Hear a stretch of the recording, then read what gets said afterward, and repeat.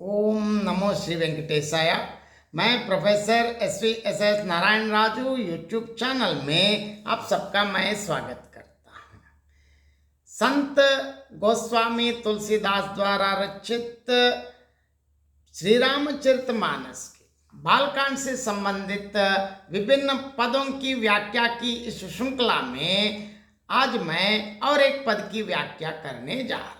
अब संत गोस्वामी तुलसीदास जी जिस प्रकार प्रभु श्री रामचंद्र जी की विभिन्न बाल लीलाओं का वर्णन उनके उम्र के साथ मतलब उनके जिस प्रकार आगे बढ़ रहे हैं, इसके साथ चारों भाई चारों राजकुमार किस प्रकार आगे अपने जीवन में बढ़ रहे हैं, इसका वर्णन अद्भुत बाल लीलाओं के माध्यम से वर्णन कर रहे हैं और आगे इस पद की व्याख्या भी देखेंगे।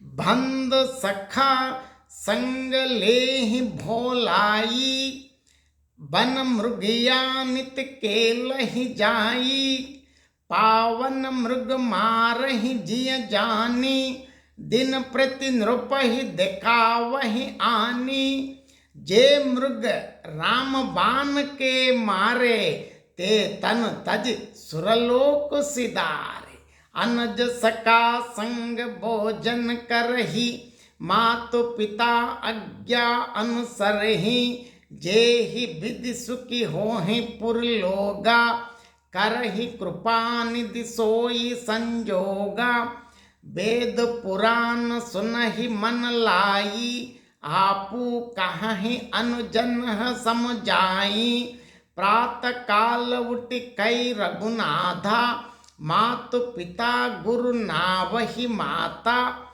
आयसु मागी करहि पुर काजा, देखि चरित हर्षै मन राजा, व्यापक अकल अनीह अज निर्गुण नाम न रूपा, भगत होत नाना विधि करत चरित्र अनूपा। देखिए यहाँ जिस प्रकार हम सब जानते हैं जो अगोचर अव्यक्त निगम मतलब यहाँ निर्गुण सगुण दोनों ही भगवान तो आए ही, भगवान का ही दोनों रूप है। ऐसे भगवान श्री रामचंद्र जी की लीलाएं कैसे देखिए। बंद सका संग लेहि बोलाई, बन मृगिया नित केलहि जाई, पावन मृग मारहि जिय जानी, दिन प्रति नृपहि देखावहि आनी। देखिए प्रभु श्री रामचंद्र जी अपने भाइयों और इष्ट मित्रों को बुलाकर साथ ले लेते थे। कहाँ जाते थे? नित्य वन में जाकर शिकार करते थे। मन में पवित्र समझकर मृगों को मारते हैं और प्रतिदिन लाकर राजा दशरथ जी को दिखलाते थे। यहाँ आजकल इस प्रकार बातें कहना ठीक नहीं है, लेकिन प्रभु श्री रामचंद्र जी ने पावन मृग मारहि जी जान मतलब मन में पवित्र समझकर मृगों को मारते। लेकिन प्रभु श्री रामचंद्र जी तो कर सकते, हम नहीं कर पाएंगे क्योंकि हमें करना भी मना है। कैसे? आगे तुलसीदास जी बढ़िया बताते। जे मृग राम बाण के मारे, ते तन तजी सुरलोक सिधारे, अनुज सका संग भोजन करहि, मातु पिता आज्ञा अनुसरहि। देखिए जो मुर्ग श्री राम जी के बाण से मारे जाते थे वे शरीर छोड़कर देवलोक को चले जाते थे, क्योंकि खुद भगवान के हाथों में मरना मतलब क्या है, मतलब सीधा स्वर्ग और आनंद लोक तक पहुंच जाते थे। लेकिन इसको देखकर हमें वन में जाके शिकार करना मना है, क्योंकि हमारे पास उनको देवलोक पहुंचाने की शक्ति नहीं। हम कहाँ जाएंगे हमको ही पता नहीं, तो उनको कहाँ पहुंचाते। खुद भगवान है इसीलिए वो कर सकते हैं, इसीलिए भगवान किया बोल के हमें नहीं करना चाहिए। भगवान तो भगवान ही है।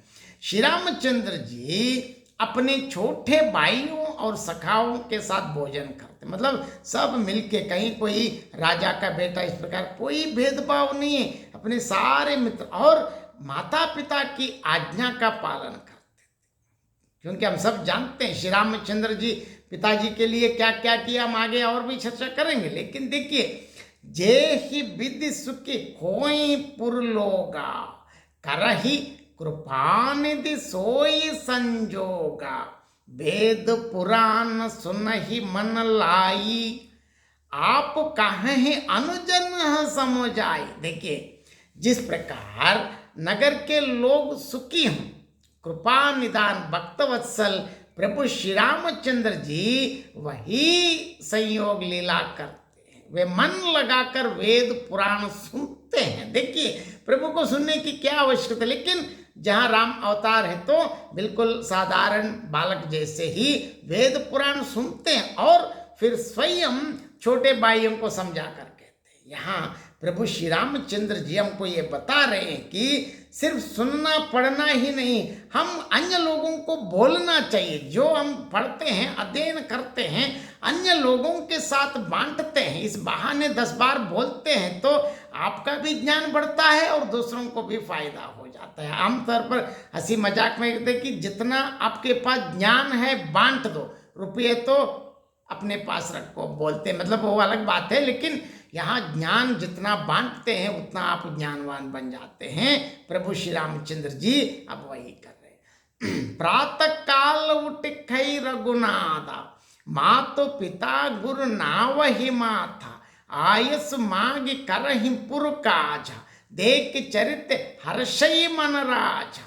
देखिए, रघुनाथ जी प्रातः काल उठकर माता पिता और गुरु को मस्तक नवाते हैं और आज्ञा लेकर नगर का काम कर, क्योंकि अभी आगे राजा बनने वाले हैं, वो राज है, तो बिल्कुल जो भी राजा का बेटा है, जो भी उनका कर्तव्य है नगर में जो करना है वो पूरा काम अत्यंत निष्ठा से अत्यंत तत्परता तल्लीनता के साथ सेवा करते थे। यहाँ राजा मतलब अधिकार नहीं, सेवक है। हमारे सम्माननीय प्रधानमंत्री भी बार बार कहते हैं, मैं कोई प्रधानमंत्री नहीं हूँ, आपका प्रथम सेवक हूँ, कहते हैं। ये श्री रामचंद्र जी हमारे लिए आदर्श है।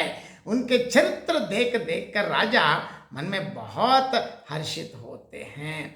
व्यापक अकल अनीह अज निर्गन नाम न रूप, भगत होत नाना विधि करत चरित्र अनूप। देखिए, जो व्यापक है और निरवयी, मतलब उनका कोई यही नहीं, इच्छा रहित, अजन्मा, अगोचर, अव्यक्त और निर्गुण है, तथा जिनका ना नाम है ना रूप है, वही भगवान भक्तों के लिए नाना प्रकार के अनुपम अलौकिक चरित्र करते। ये भगवान की विशेषता है। हम सब जानते हैं, वेदों तक कहते नेति नेति, मतलब जिनका ना नाम है ना रूप है ना वही, लेकिन अगोचर अव्यक्त होने के बावजूद भी जब भक्त लोग भक्ति से उनको मानते हैं, बुलाते हैं, तो वो व्यक्त होकर हमको दर्शन देते हैं। वही भगवान की विशेषता है। इस पद की व्याख्या संक्षेप में मैं बताना चाहता हूँ। प्रभु श्री रामचंद्र जी अपने भाइयों